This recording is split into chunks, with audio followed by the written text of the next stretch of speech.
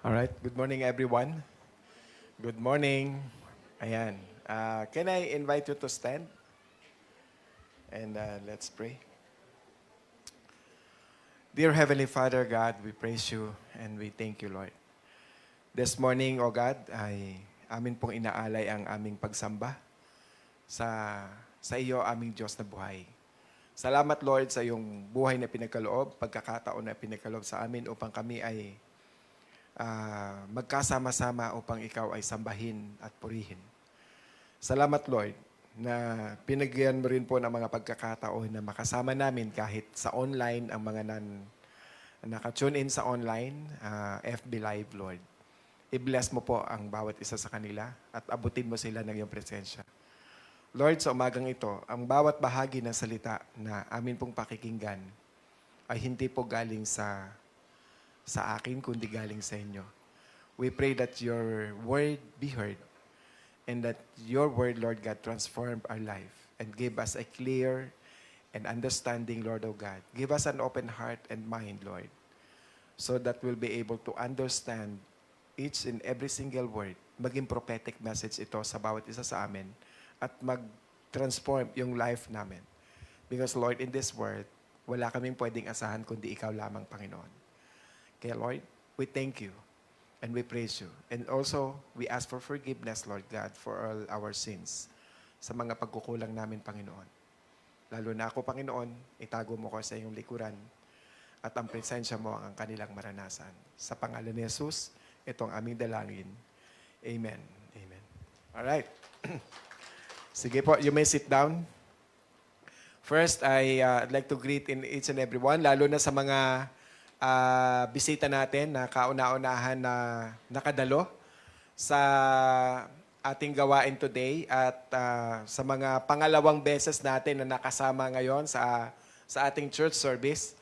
Church, I would like to request, no, ngayon mismo na gusto kong palakpakan natin na yung palakpak na ang Lord ay parang siya yung excited kang makita at makapasok sa kanyang presensya.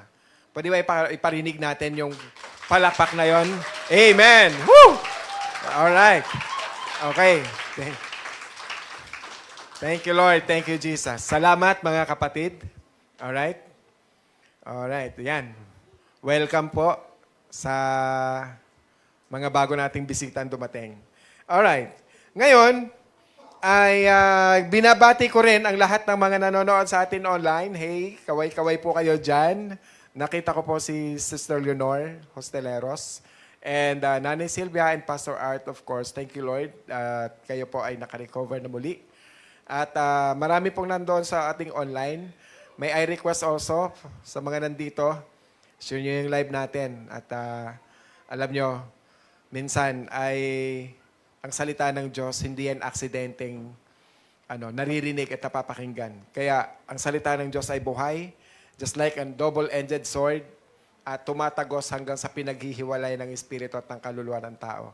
So let each and every one of you there, manonood online, ay abutin kayo ng presensya ng ating Panginoon. Now, tayo po ay nasa bagong series. Meron po akong exciting, meron akong excitement na i-share ito sa inyo, yung ating bagong series, no? At ang series natin entitled Commit to God's Mission. Okay. Ayan. Commit to God's Mission. Excited ako i-share because naniniwala ako, lahat po tayo ay may mission. Amen? Amen. Lahat po tayo ay may purpose. Tama po? Okay. So today, maintindihan natin yung mission at ang purpose ng ating Panginoon sa ating buhay. Pwede nyo bang sabihin nyo sa inyong katabi? God's mission is my mission. Ayan. Lagyan nyo naman ng kasamang presensya ng inyong God's mission is my mission. Parang parang kay Lord mo sinasabi. O, sige, isa pa. God's mission is my mission. Amen. Ayun. So napakahalaga maunawaan natin na bawat isa sa atin ay may misyon. Bakit po? Dahil ang Diyos ang lumikha sa iyo. Tama po? Amen. Now, kilalang kilala ng Diyos ang bawat isa sa atin. Alam niya ang bawat isa sa atin ay natatangi sa Kanya. So sabi mo sa katabi mo, natatangi ka pala kay Jesus eh. Oh. Yan. So yung ating Diyos na buhay at ang dalangin ko ay huwag mong palagpasin ang pagkakataon na ito na hindi mo maintindihan o matuklasan ang totoong misyon ng iyong buhay. Okay? At ang totoong purpose ng iyong buhay para sa ating Panginoon. Church, kung hindi po natin alam ang ating totoong misyon sa Diyos, kung bakit ka nabubuhay, ay napakalungkot ang buhay mo. Tama po ba? Yes, totoo yun. Napakalungkot ang buhay mo. Bakit? Wala kang magiging tunay na kaligayahan at wala kang tunay na inaasahan. Because the only hope, no, na meron tayo is our Lord, none other than our Lord Jesus. Tama po ba? Wala. Pera, hindi hope yan. Babae, hindi hope yan. Anything na material things dito sa mundo, hindi hope yan. Kung dyan nakatingin ang iyong paningin, kung dyan inaasa mo lahat ng bagay, kung yan ang nagpapasaya sa'yo, your life is so really miserable. Amen po ba? Lahat yan, kapag meron kang faith, meron kang buhay na pag-asa sa ating Panginoon, ibibigay niya maging faithful ka lang sa Kanya. Amen po ba? Resulta lang yan. Okay? Marami sa atin dito, may mga sariling layunin. Ang ilan dito para sa atin, ang layunin niya, yumaman, sumikat, no, magkaroon ng masaya at maayos na pamilya. Wala pong masama dyan. Okay? Sa hangarin yan, walang masama. Hindi masama yan. Hindi yon, pero hindi po yan ang pangunahing layunin ng Diyos sa ating buhay. May mas napakataas at mas dakilang layunin ang Diyos para sa iyo. Tama po? Okay? So, ano yung mission na yun? Sabi nga dito, the greatest tragedy, no, is not death. Ano sabi dito? But living a life with the wrong purpose. Tayo pong lahat ay nilaan ng Diyos para sa Kanya lang. Amen po ba? So, kaya, kapatid, maging clear po sa ating pangunawa ang nais ng ating Panginoon. Amen po. Nakita po natin ito. Maraming tao, nakakasama natin, kilala natin, alam natin, habang bata pa, o minsan at our present age. Nakikita natin sila yung purpose ng buhay nila is to experience the greatest number of pleasure in this world. The greatest number of relationships in this world. Maghanap, kumausap, maraming connection. Yan yung buhay ng maraming tao eh. Sa ngayon. So, maraming tao nag-iisip magkaroon ng ideal family, masaya, magkaroon ng negosyo, no? Magkaroon ng napakagandang buhay. Alam mo kung diyan lang nakatingin ang buhay mo, your life is empty. Sad to say. Right? So basahin po natin ang salita ng Diyos sa Matthew 28 verse 18. Ang sabi dito, and Jesus came up and spoke to them, saying, all authority has been given to me in heaven and in earth. Sino to? Sino nagsabi nito? Jesus. Alright? Ito yung pangatlong sa last verse na sinabi ng ating Panginoon. Huling last 3 verse. At itong sasabihin ko sa inyo, yung last 3 verse na to, ito yung i-discuss ko po sa inyo. So, ibinigay na daw sa ating Panginoon ang pinakamataas na authority. Ang lahat ng kapangyarihan mula sa langit at sa lupa, nasa Kanya ibinigay na ng ating Panginoong Diyos. So, ibig sabihin, our Lord Jesus Christ is the judge of our life. Okay? Using all this authority, ibinigay na ng Diyos sa Kanya. So, ibinibigay ng Diyos sa Kanya ang tagubilin sa bawat isa sa atin. Na meron po tayong misyon at meron po tayong tungkulin. Ano po yon? Tingnan natin. Matthew 28 verse 19. Sabi niya dito, Go therefore, basahin natin sabay-sabay. Go therefore,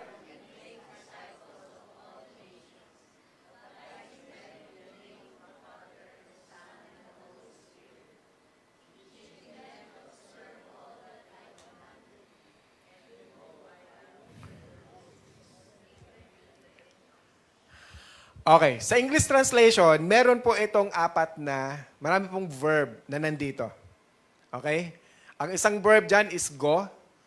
Pangalawa is make disciples. Pangatlo is baptize. And ang pang-apat is teach. Now, which of the four primary verb in Matthew 28, 19 to 20 does God want to emphasize? Go, make disciples, baptize, or teach? Alin dyan? Sino nagsasabi ng go? Ha? Yung iba nahiya, parang ganun lang. Okay. Sino nagsasabi ng go? Taas ang kamay. Ayan. Sino nagsasabi ng make disciples? Alright? Sino nagsasabi ng teach? Okay. Sino nagsasabi ng baptize? Alright? Salamat sa nag-participate. Yung hindi, Alright. So, ang primary verb in the greatest commission is what? Make disciples. Okay? Again, sabihin nyo nga sa katabi nyo, make disciples. Okay, make disciples, that is the original language in the primary verb. So, ang go is called verb participle. Right? So, it's supporting the main verb, no, na tinatawag, and how do we make disciple? As we go. So, paano tayo magdi-disciple? We need to go. So, we need to go when we make disciples. Pero, hindi yan yung main verb. Ang tawag dyan, engaging people. Okay? You need to go. That is action. So, how do you make disciples? We need to baptize. How do you make disciples? We need to teach them. Now, tell your neighbor again, make disciples. Ayaw nyo na magsalita. Kayo na lang. Make disciples. Say it again. Make disciples. Ayan.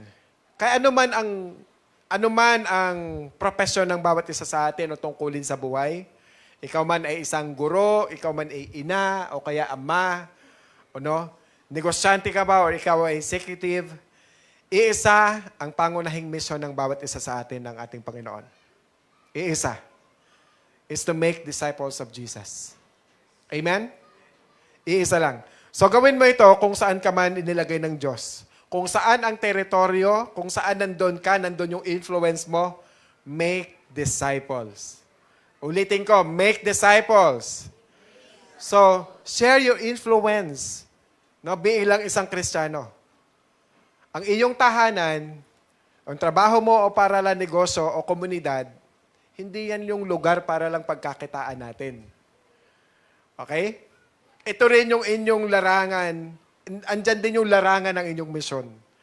Diyan ka nilagay ng Lord, sila ang kasama mo, ibang tao yan, pamilya mo yan, ikaw ay housewife, yan yung pamilya mo, di-disciple mo. Amen po ba? Amen? Ang taong inilalapit sa iyo ng Diyos, ang taong nagiging kasama mo, yan ang una mong sesera ng iyong patotoo bilang isang Kristiyano. Amen po ba? So as a husband, my obligation is my responsibility and accountability is to disciple my wife and my family, my children, lahat ng mga tao doon sa bahay. So kung ikaw naman ay lolo na o lola na, o careful ka sa pagdi-disciple ng apo kasi meron ng primary discipler ang mga apo mo.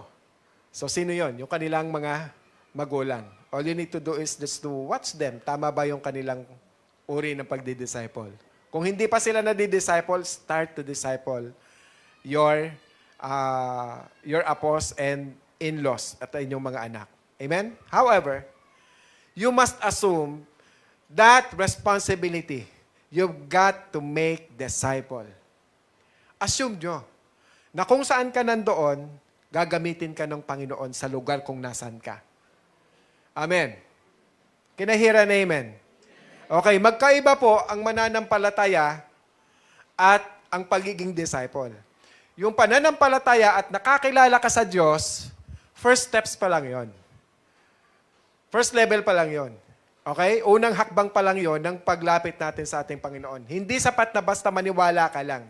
Ang kailangan natin ay ang sumunod at maging masunurin kay Jesus. At kailangan nating matransform ang ating buhay, no, sa pamamagitan ng pagsunod sa ating Panginoon. Kasi kung sumusunod tayo sa Diyos, sa lahat ng pinapagawa niya sa atin, magta-transform yung life natin eventually. Amen po ba? So yan ang tunay na kahulugan ng pagiging disciples. So sa bagong tipan, ang salitang Christians, 3 beses lang ginamit. But usually, sa disciples ni Jesus, ang tawag sa kanila ay ano? Disciple. Usually, mas madalas mo maririnig ang disciple kaysa salitang Christian. Amen?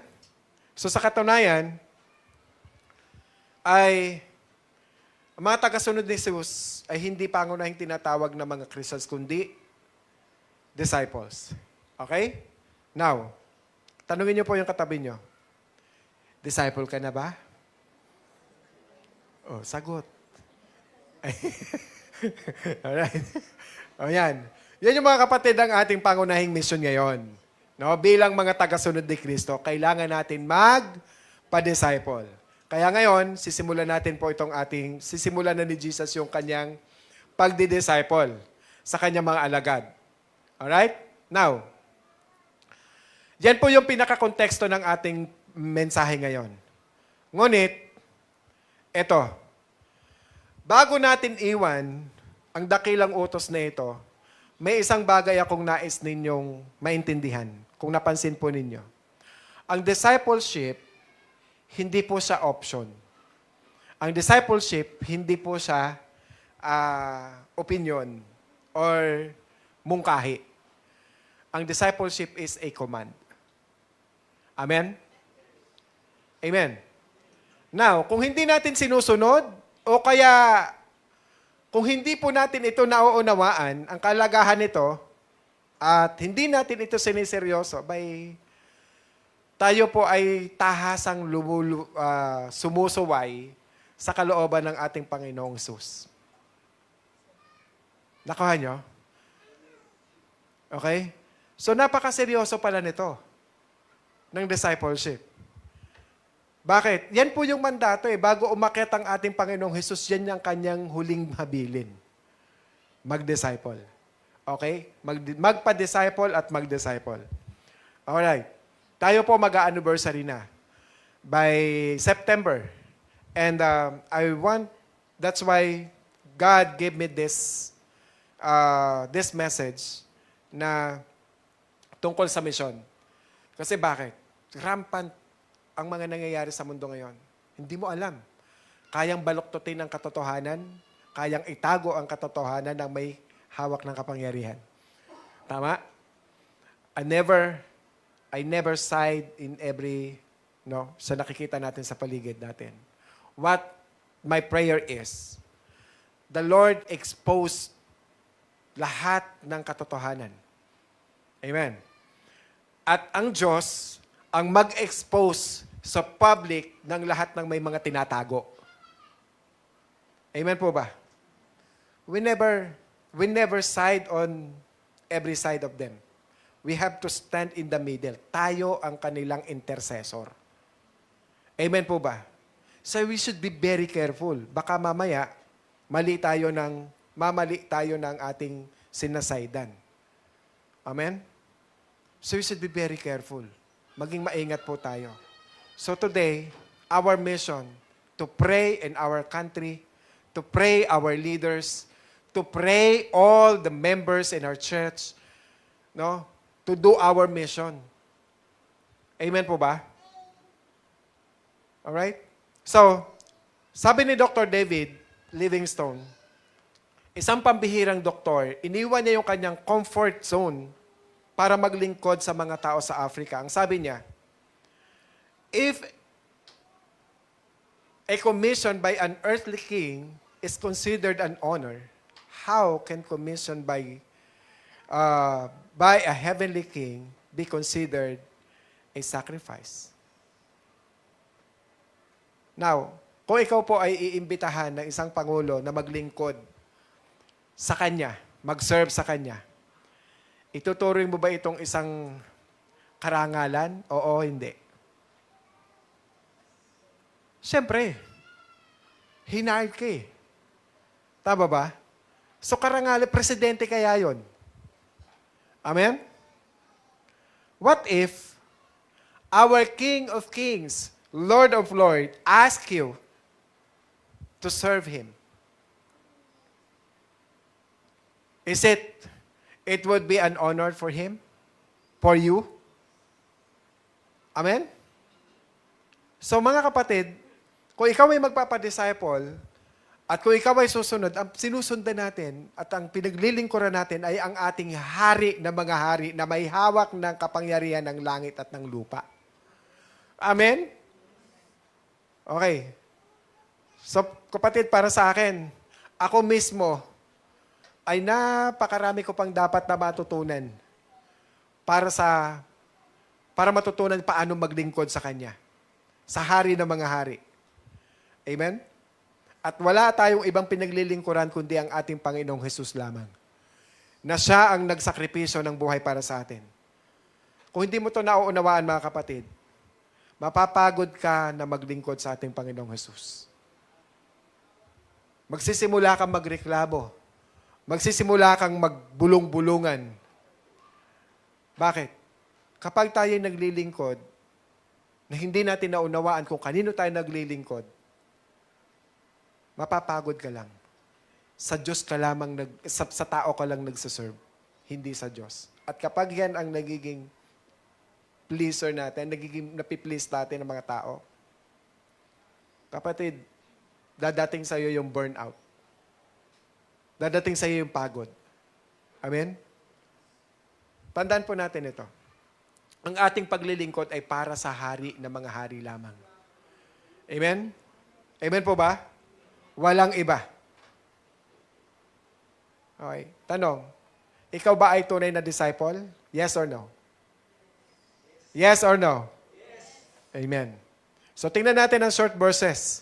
I'm going to teach you sa book ng Matthew, how do you commit to God's mission for your life? Matthew chapter 9 verse 36 says, seeing the people, so what happened? He felt compassion for them because they were distressed and dispirited like sheep without a shepherd. Next verse. Then he said to his disciples, the harvest is plentiful, but the workers are few. Therefore, beseech the Lord the harvest to send out workers into His harvest. Now, 3 verses na ito, na ipapakita ko po sa inyo, ang napaka-importanting observation na binigay ng Lord sa atin.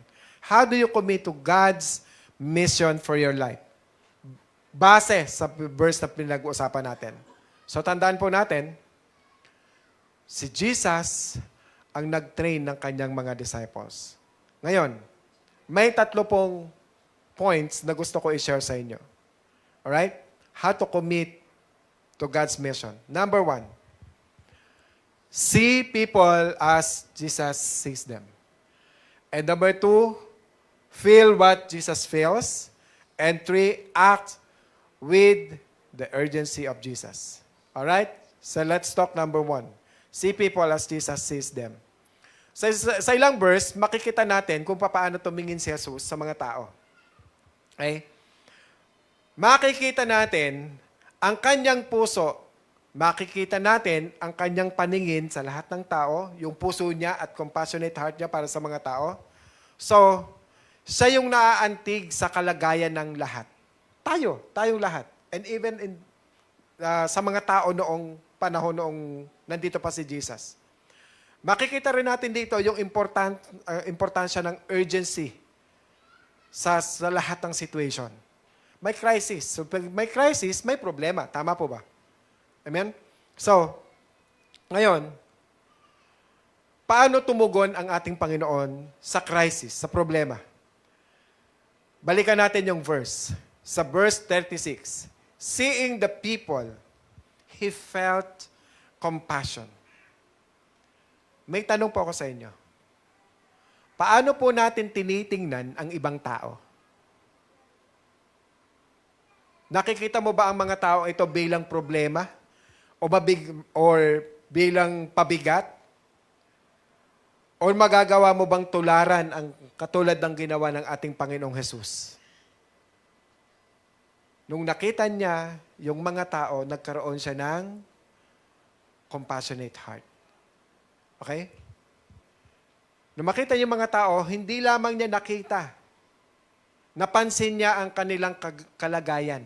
Napansin niya at nakita niya ang kanilang sakit, ang kanilang pagdurusa, ang kanilang pangangailangan sa buhay.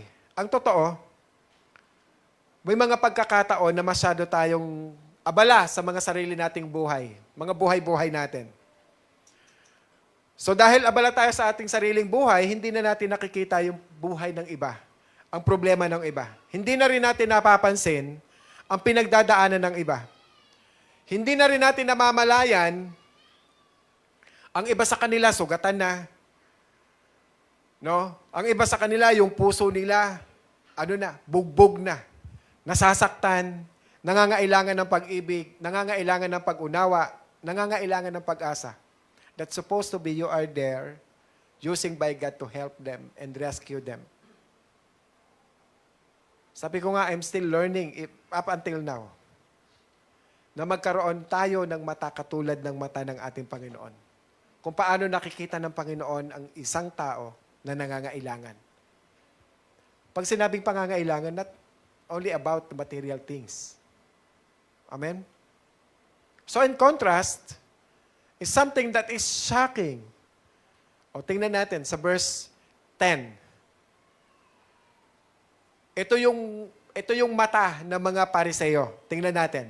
Then it happened that as Jesus was reclining at the table in the house, behold, many tax collectors and sinners came and were dining with Jesus and His disciples. Now, yung konteksto ay simple lang. Nung makita si Matthew ng ating Panginoong Jesus, alright, hindi niya itinuring na ito ay makasalanang tao, iniiwasan ng mga tao, o lalo na ng mga Hudyo. Anong sinabi ni God kay Matthew? Matthew, come with me. Alright?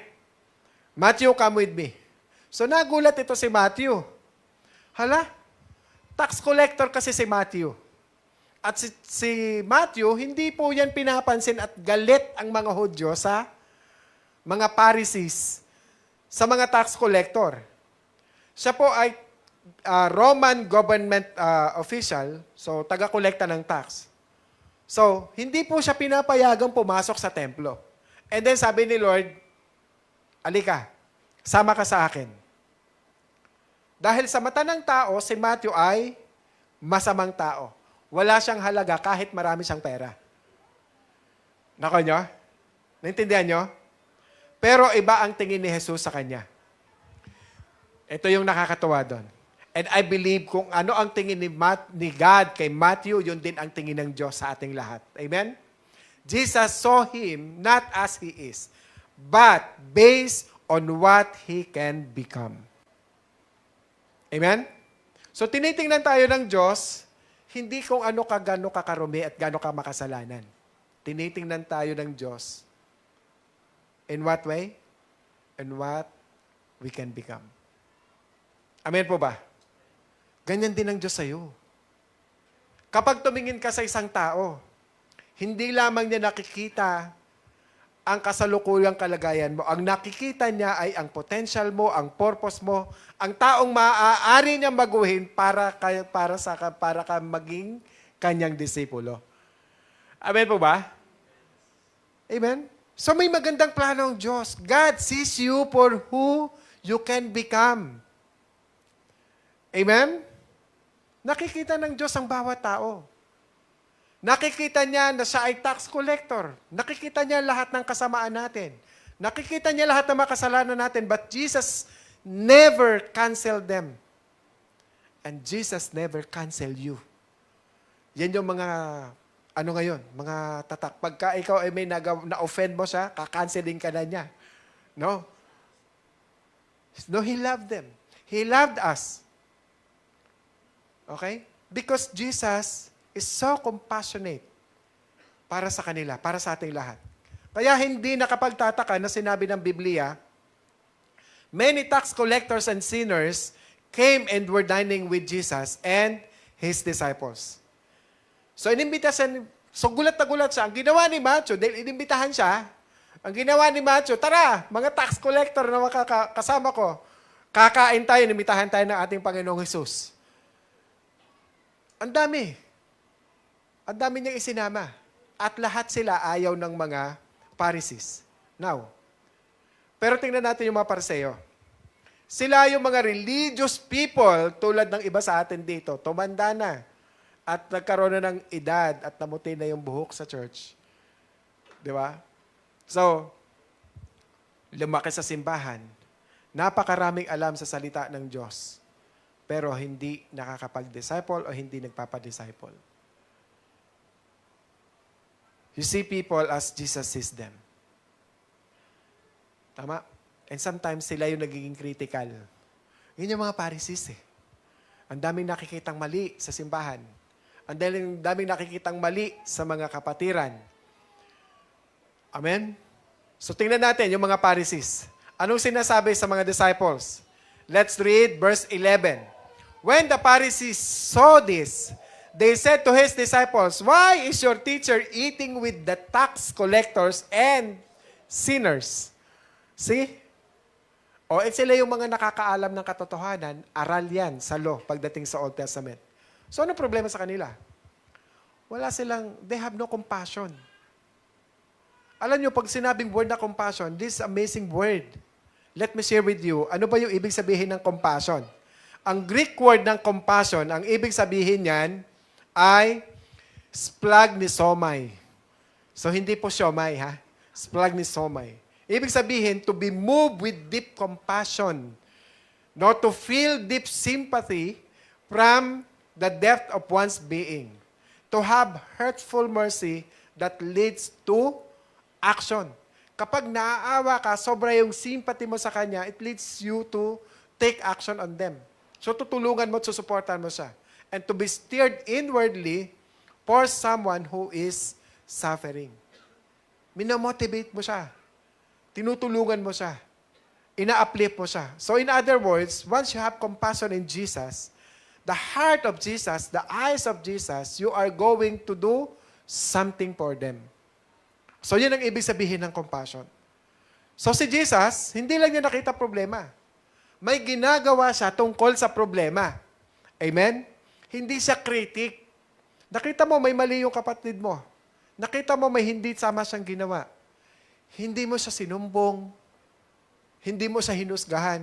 Ang ginawa mo, kapatid, hindi man tayo close. But God loves you and God loves me. God wants to remind you that you did this thing. I love you. Tama? Eh. Amen? Okay.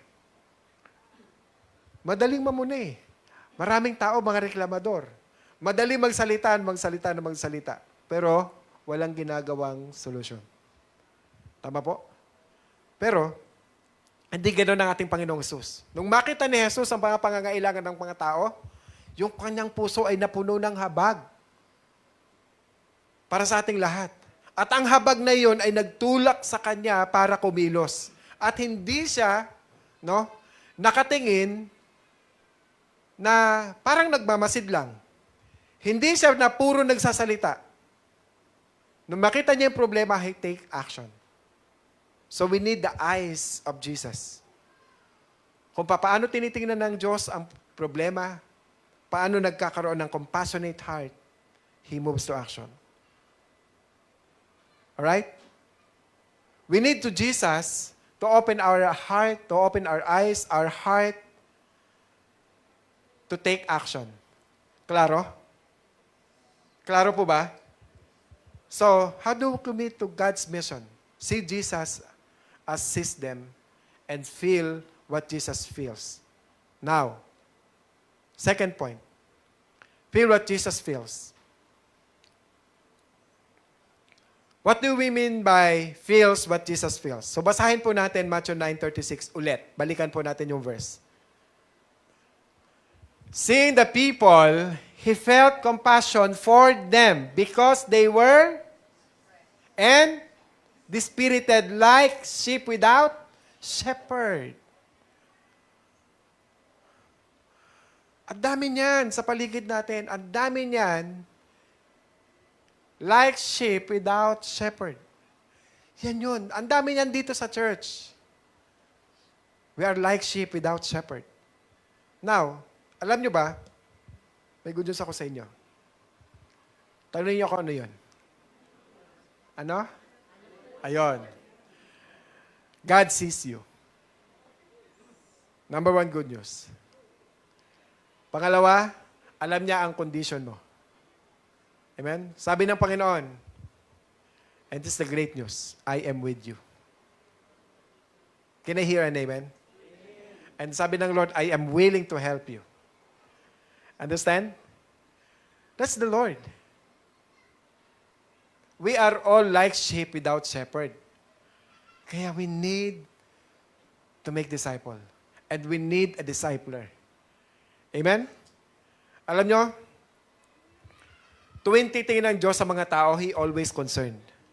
At gusto ko ipakita sa inyo ang isang illustration sa Luke chapter 5, 15 verse 1 and 2. Sabi niya, now all the tax collectors and the sinners were coming. Jesus, sabi niya, near Him to listen to Him. You know what? Sinners, they love, all sinners ay mahal na mahal ng Panginoon. Naalala ko tatay ko eh. Hindi ko talaga makalimutan yun. Sabi ng tatay ko, kung sino ang pinaka maloko sa mga kapatid namin, labing isang magkakapatid, siya yung pinakamahal ng tatay ko. At siya talaga yung binili ng tatay ko sa amin. Huwag niyong pababayaan ng kuya niyo. So si God, ganun din. Amen? Tingnan natin.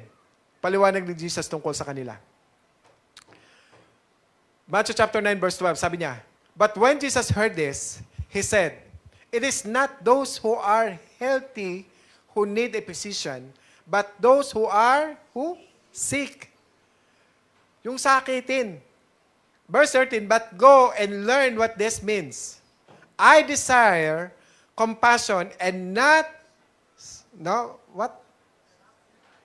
For I did not come to call the righteous, but sinners. Are you all sinners? Are we all sinners? Yes. Amen? Lahat po tayo. So, ano sinasabi niya dito? But the Pharisees and the scribes began to grumble, saying, this man receives sinners. Then what? Eat with them. Ano sinasabi si Jesus? Itong taong to, tinatanggap niya yung mga makasalanan, hindi lang tinatanggap. Kumakain pa kasama ng mga makasalanan. Okay? Anong mali doon?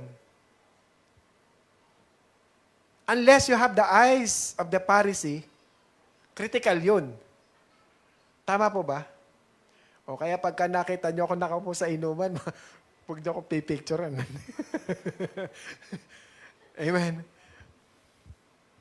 At dami nilang alam sa batas ng Diyos, pero hindi naman sila loving. Tama po ba?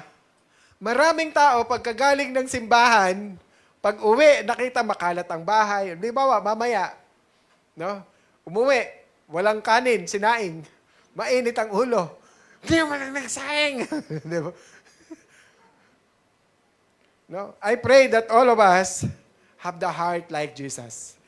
Amen po ba? So, ang pinakamalaking hamon sa mga mananampalataya ay kung paano mahalin ang tulad, magmahal katulad ng ating Panginoong Jesus. Love your enemies. Love all those difficult people. Ako, that's the challenge.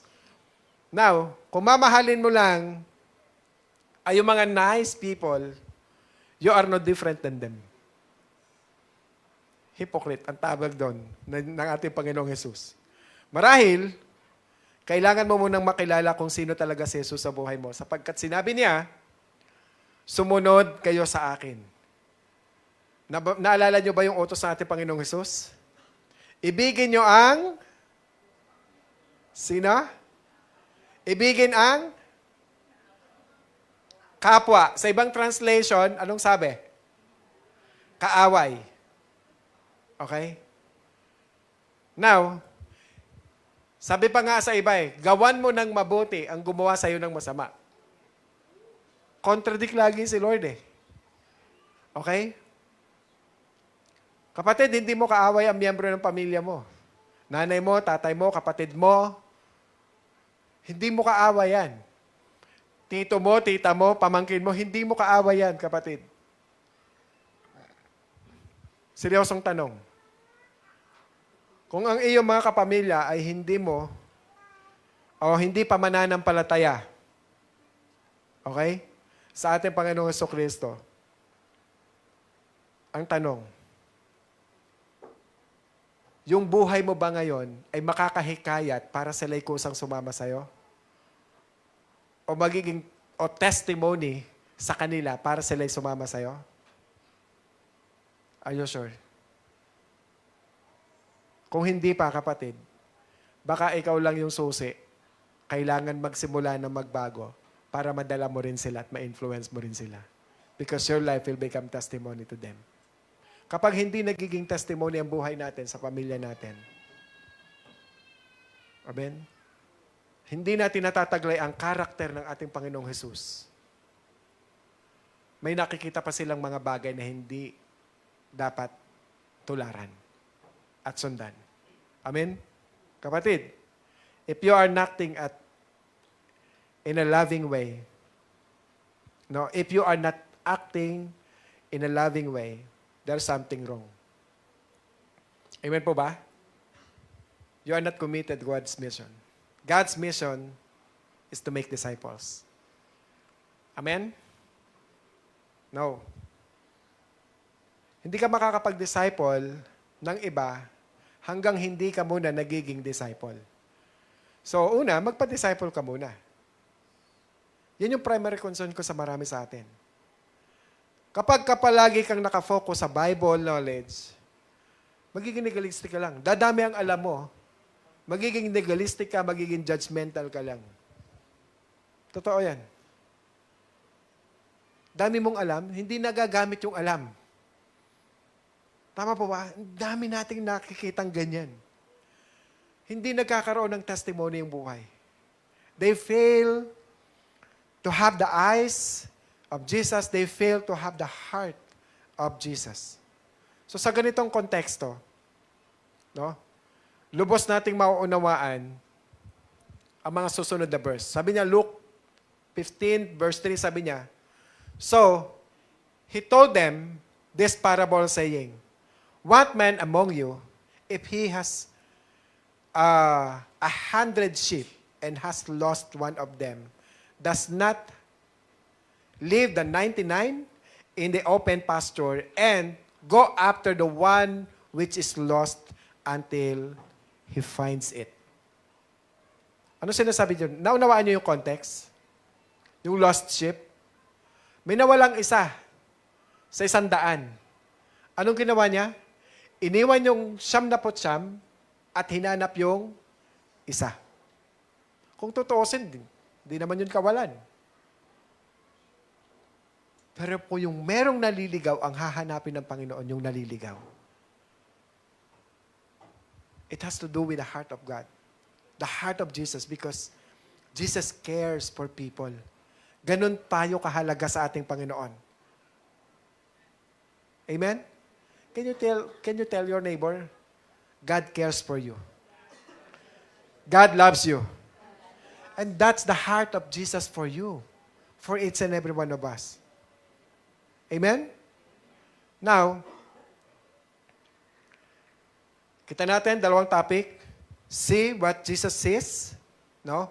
And feel what Jesus feels about all of us. And number 3, act with the urgency of Jesus. What do you mean?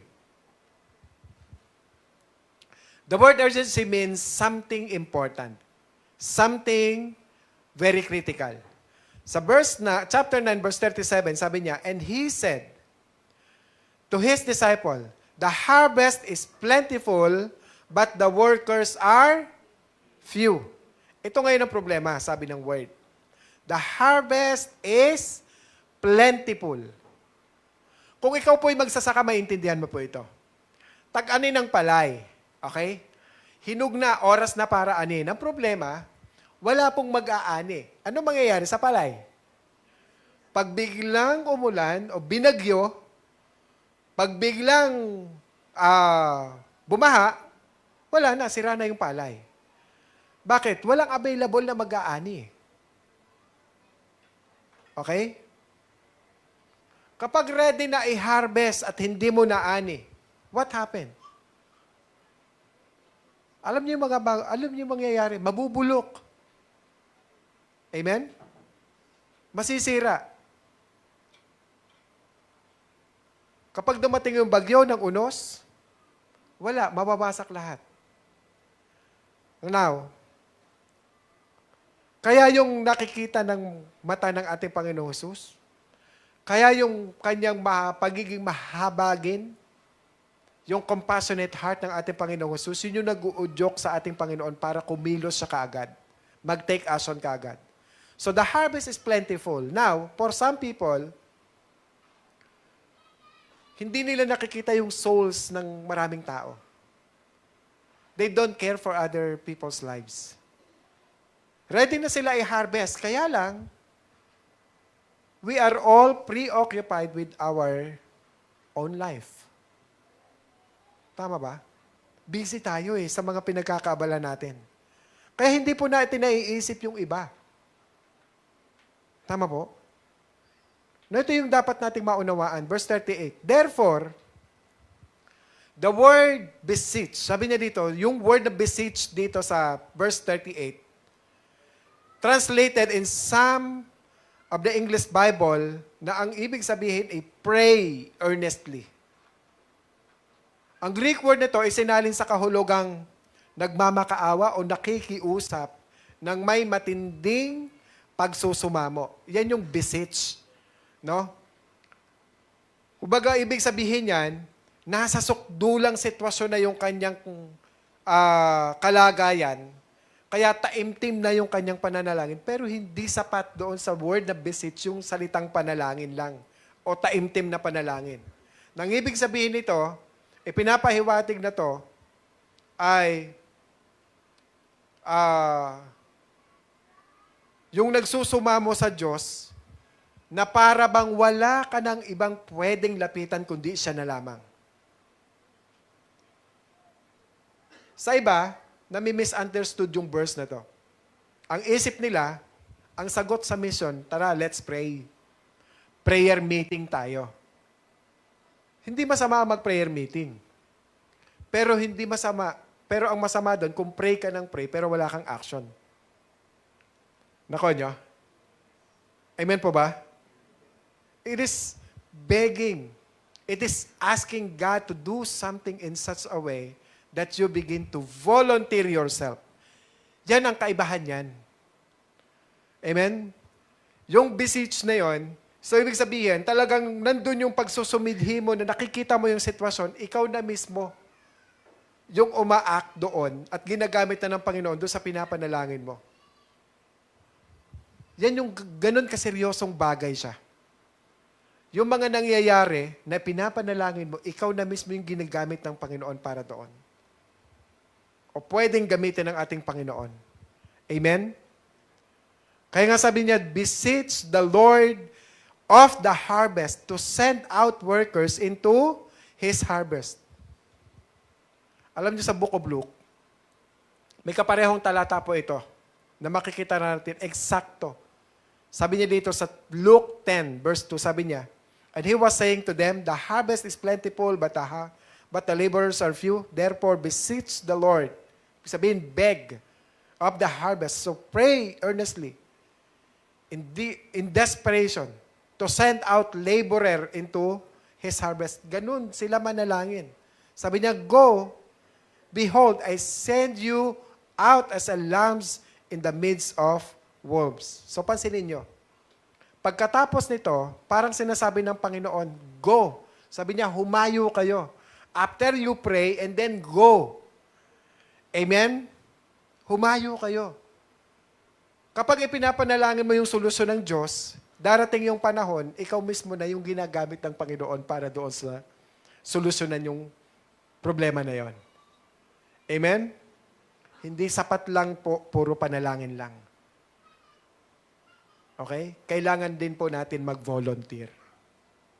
Kailangan po nating magkusa. Wala ka pang disciple, kusa ka magpa-disciple. Pastor, gusto ko magpa-disciple. Paano? Palista ka. Sabihin mo sa akin, sabihin mo sa ibang mga leaders dito, and then, hahanap tayo ng kamatch natin.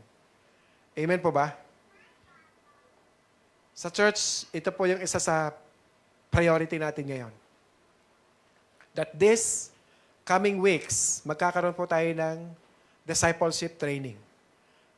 Meron tayong students manual at meron po tayong magtuturo ng discipleship sa atin. Who are interested to join? Amen. Praise God.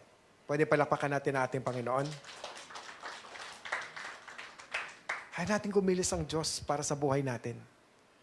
Maiksi lang ang buhay natin dito sa mundo. Don't spend our life in this world. Huwag po nating sayangin. Amen? Alam niyo, isa sa lubos na tumama sa aking puso itong nakaraan, itong sitwasyon natin, na nakikita ko na kailangan ng bawat isa sa atin ma-disciple. Lalo na edad 40s and up, kailangan natin. Napagtanto ko kung bakit napakahalaga nito. May mga paniniwala na may dapat paninindigan tayong dapat taglayin para lubos nating maitalaga ang ating sarili para sa misyon ng ating Panginoon. Grabe yung nangyayari sa mundo. Grabe. We are occupied of things in this world. Gadgets. Most of the time, nandun na tayo. Amen? Kailangan nating manindigan. At kailangan nating magpagamit para sa ating Panginoon. Maging available tayo para magpagamit at magpaturo sa ating Panginoon. Amen? Amen? Kailangan nating makita kung ano yung nakikita ng Panginoon. Kailangan nating maramdaman kung ano yung nararamdaman ng Panginoon. Kailangan natin ang puso ng ating Panginoon magkaroon ng compassionate heart para sa lost sheep. Kapag ang puso natin ay nakaayon sa puso ng Diyos, magkakaroon na tayo ng urgent action para sa kanyang mission. Amen po ba? Amen po ba? I remember, many times I encountered a lot of people. Talagang, even ako nagugulat ako kay Lord. Sometimes, I respected, no, not sometimes, but man of God, lalo naman nagsishare ng Word of God. Highly respected ko yan eh. Pero God gave us discernment. Pag pinapakorek ng Lord, you have to check. Minsan kakabahan ka talaga, matatakot ka talaga eh. No? Ini-impress ng Lord sa iyo eh. Pinapa-discern ng Lord, hindi tama tong tao na to. You have to, kailangan mo siyang sawayin, kailangan mo siyang i-remind. Yes, nangyayari. Meron ka pinapanalangin. Ako may pinapanalangin ako, Lord, mamamatay na siya. Namatay na, Lord. Wala pa rin yung hinihingi ko. And then the Lord impressed the question, pag wala yung ibinigay at hindi ko binigay sa yung hinihingi mo, hindi mo na magagawa yung mission mo? Right there and then right away. Pagka-receive ko ng tanong, diretso ako doon sa mission na yun. Umabot ng 1 taon yun eh. So it proves that God is alive. Totoo ang Diyos nangungusap sa atin. Amen? Hindi bingi ang Diyos. Kung alam mong meron kang purpose, kung alam mong meron kang mission, pag meron kang ipinapanalangin, ibig sabihin meron kang gagawin. Amen po ba? May tao kang ipinapanalangin, ibig sabihin meron kang gagawin para sa Kanya. Amen po ba? Tama? Amen? So kung wala kang ipinapanalangin, anong ipapagawa sa'yo ni Lord?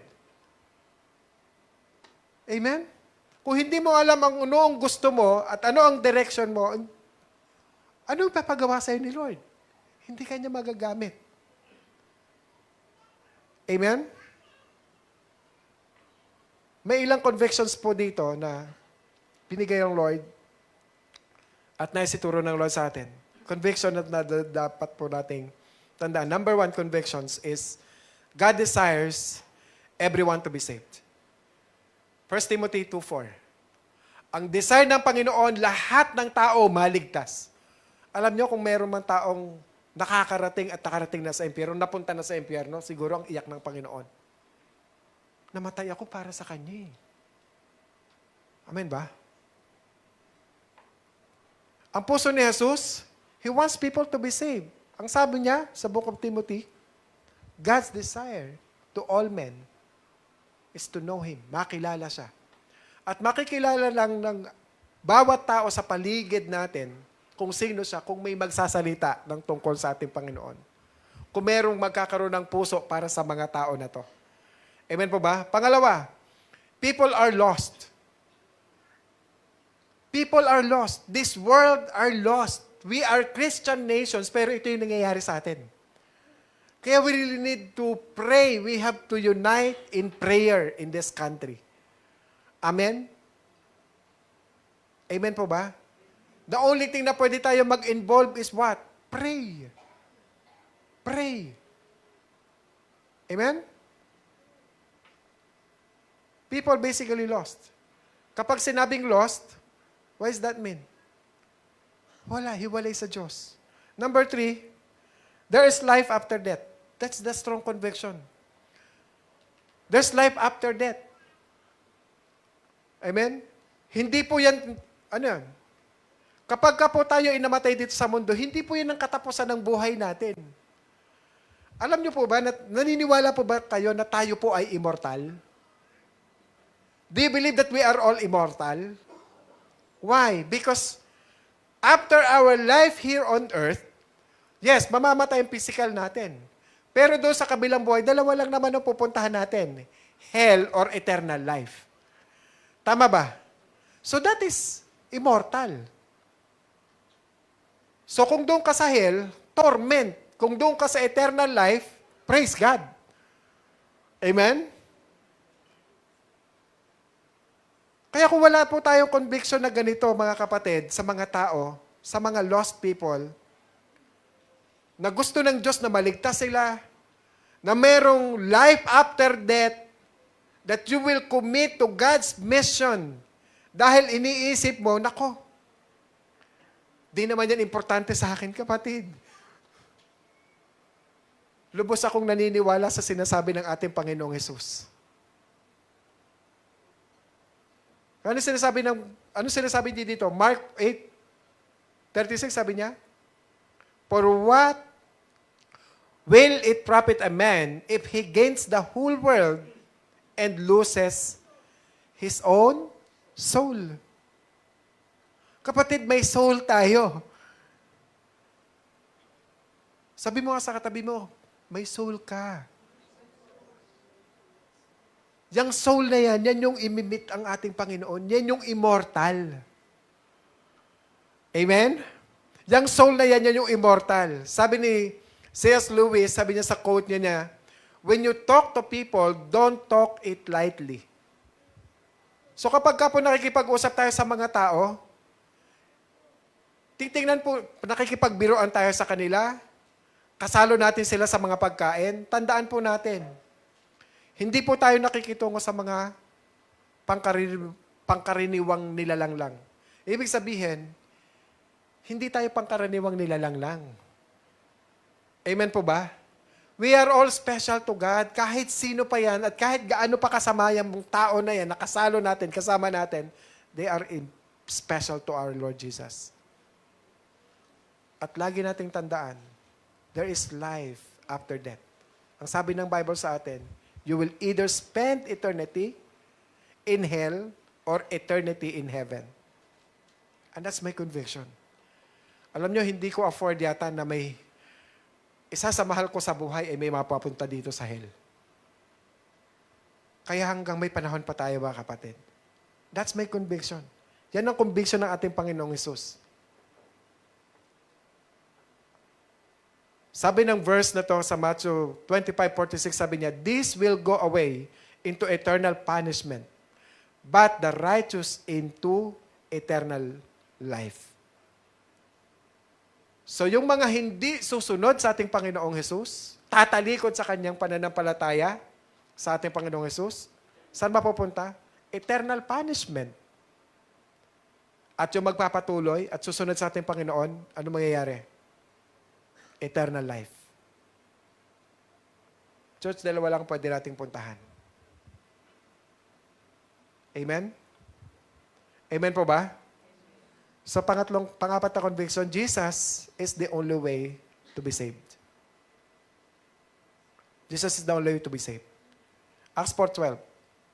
"And there is salvation in no one else, for there is no other name under heaven that has been given among men by which we must be saved." Kung may iba pang daan papunta sa langit, titigil na ako mag-preach, titigil na ako mag-pastor. There is no other way going to heaven, none other than Jesus. Ano sinabi niya? "I am the way, the truth, and the life, that no one comes to the Father except through Jesus." Amen? Walang iba. Kaya ako, ang pinaglilingkuran nating lahat, walang iba kundi ang ating Panginoong Hesus. Ang problema sa atin, kasalanan. We're all sinners. So hanggang hindi ka lubos na nakukumbinsi at naniniwalang ikaw ay isang makasalanang nangangailangan ng kapatawaran, hindi mo tunay na yayakapin ang misyon ng Diyos. Sapagkat iniisip mo na sapat na ang kabutihan mo para ikaw ay mapunta sa langit. Hindi totoo yan. Makakagawa ka lang ng mabuti kapag ikaw ay nananalig at may pananampalatayang tunay at ganap sa ating Panginoong Hesus. Ang bunga ng pananampalataya na yon ay yung makakagawa ka ng mabuti. Amen? Kaya wala pong maipagmamalaki. Ano man ang buting nagawa natin, that is because of our faith of our Lord Jesus Christ. To our Lord Jesus Christ. Amen? Amen? Hallelujah. Now, lahat po ba tayo dito makasalanan? Lahat po makasalanan? Makasalanan ka? Amen. So, nandito tayo sa totoong church. Amen? Dahil lahat po tayo umaamin na tayo makasalanan. Hallelujah. Narito ang Spirit-filled people who are here today. Amen? Naandito tayo. Praise God. My friend, conviction will give you a sense of urgency. Church, I want you to consider this. Commit to God's mission. Simulan natin sa ating mga mahal sa buhay. I strongly encourage you. All people are important to God. Nanay mo, tatay mo, mga mahal mo sa buhay. They are important to God. Kapatid mo, kaibigan mo. See Jesus assist them. Feel what Jesus feels and act with urgency. Amen. Alam nyo, kaya pa ba ng oras? Okay, there's a last. Sa John 4:7 onwards, there is a story They came a woman, Samaritana. Isang Samaritan woman. Nagisa ng tubig doon sa balon. At nandun si Jesus. Imagine, Jesus passed through. Si Jesus naglakbay papunta ng Samaria. Why? Kasi si Jesus meron siya initiative eh. Nandun ang isang babae, prostitute, Samaritan woman. Ang Samaritan, sinusuka yan ng lahat ng mga Hudyo. Amen? Alam nyo, kung gaano ka-passionate si Lord?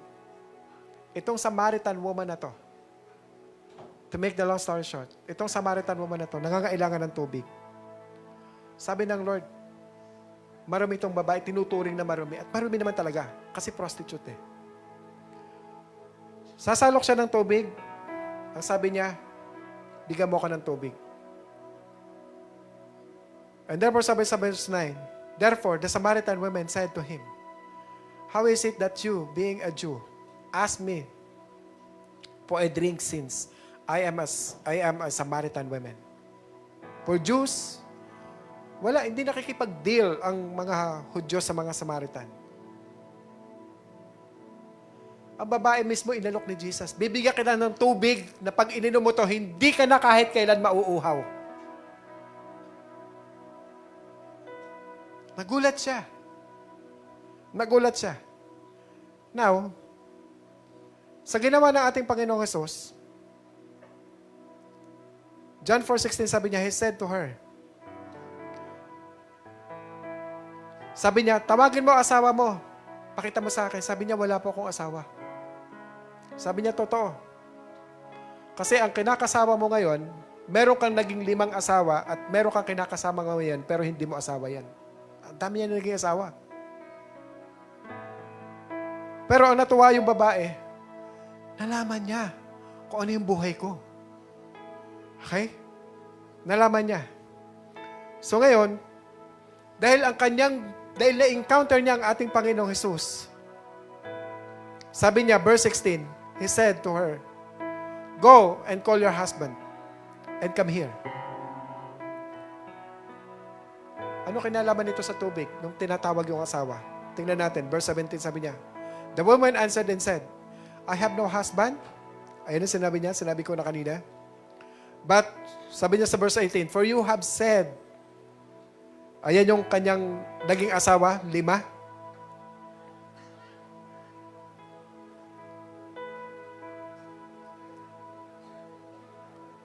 Now,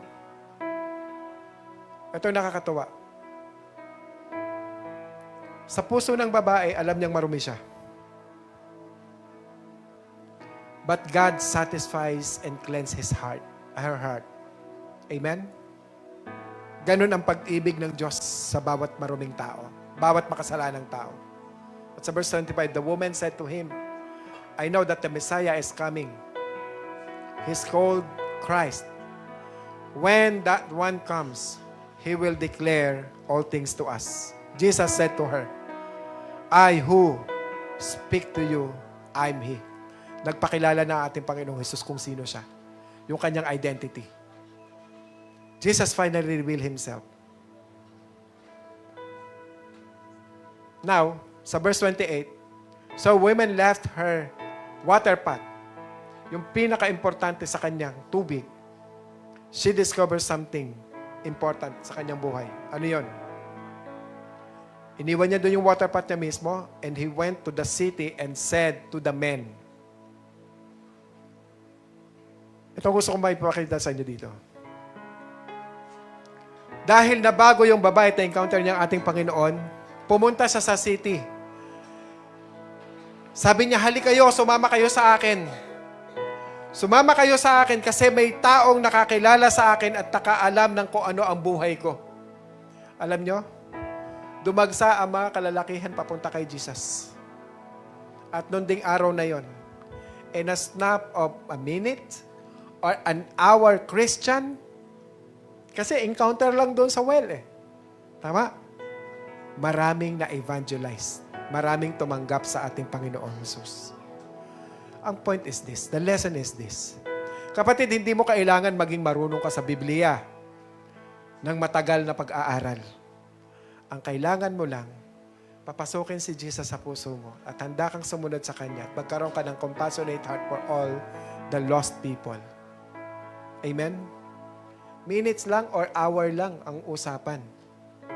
Pero na-share niya kaagad kung ano ang kabutihan ng Diyos, kung paano siya pinalaya sa kanyang kasalanan. Para sa bigyan ng buhay, ng tubig na puno ng buhay, na hindi na siya mauuhaw kahit kailan. Amen? Nilinis siya. Kapatid, ganun din tayo sa buhay natin. Ano sabi niya? Hali kayo. Tingnan ninyo. Ang isang taong nagsabi ng lahat sa aking buhay. Dahil sa kanyang patotoo, sa testimony ng babae, sa kabutihan ng Diyos, a lot of people changed. A lot of people come to Jesus because of His testimony.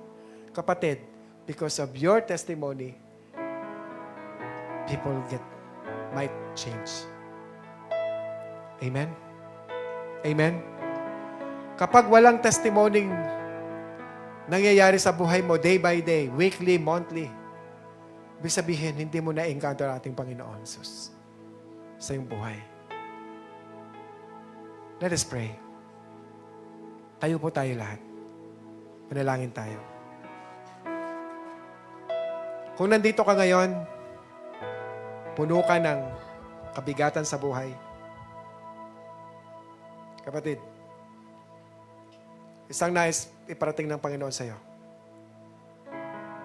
Ang nais ng Diyos, i-commit mo yung buhay mo. Fulfill His mission in your life.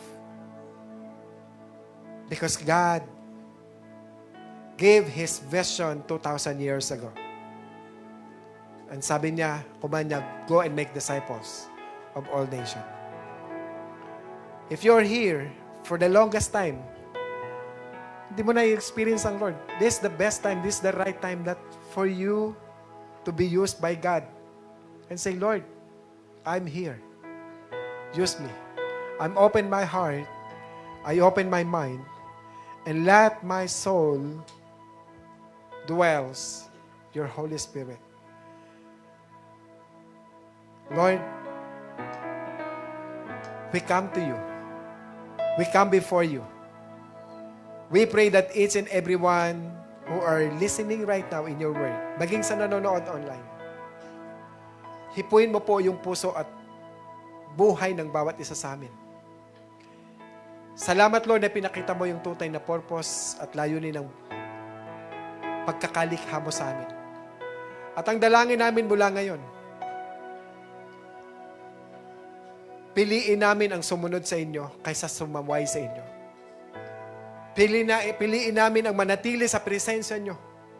Piliin namin ang magsakripisyong iwan ang mga bagay na nandito sa mundong to na pansamantalang umaaliw sa amin pero naglalagay sa amin sa isang lugar para ma-stuck kami doon at mawalan kami ng movement at ma-paralyze even our dreams, even our purpose, even our mission in our life. Lord, whatever those things, Lord, na nag-hold sa amin, for us not to move, Lord, palayain mo kami doon, Panginoon. Palayain mo kami doon, Panginoon. We pray right now, O God. Deliver us, O God, sa lahat ng lugar kung saan kami natatrap. Sa lahat ng ginagawa namin kung saan kami nasa-stuck. Lord, you are our freedom. You are our Lord. You are our salvation. You are our King. And Lord, allow us to fulfill, allow us to commit our life to do our mission and fulfill our purpose. Because we are so special to you, Lord. You created us and give us life. Na hindi po namin hahayaan na masayang even our physical body, Lord. Hindi namin hayaang maabuso ito. Bagkus, iingatan namin ito. Because the precious life has been given to us, Lord, nandito sa katawang to. At Lord, the body, the spirit, the soul. Lord, ito'y maingatan mo sa amin. Give us a strong decision, Lord God, to make. so that we'll be able to set us all free through the power of the Holy Spirit in the name of Jesus. Lord, change us. And for you, who come here for the first time, at wala ka pang tunay at ganap at malalim na relasyon sa Diyos, pray this prayer with me. Father in heaven, thank you for your love for me. Thank you for giving me understanding that you are my Lord. You also, Lord, who died on the cross for me. You sacrificed your life for me to be saved. Thank you, Lord, for your passion. Thank you, Lord, for your great love. That from now on, give me a teachable heart. Give me a deep desire for me to follow you wherever you go. At ano po yung divine plan mo sa akin, yun po yung masusunod. Sa pangalan ni Jesus. Thank you, Father God. Thank you for this word that you have given us, Lord. And thank you for the understanding. In Jesus' mighty name we pray. Amen. Amen.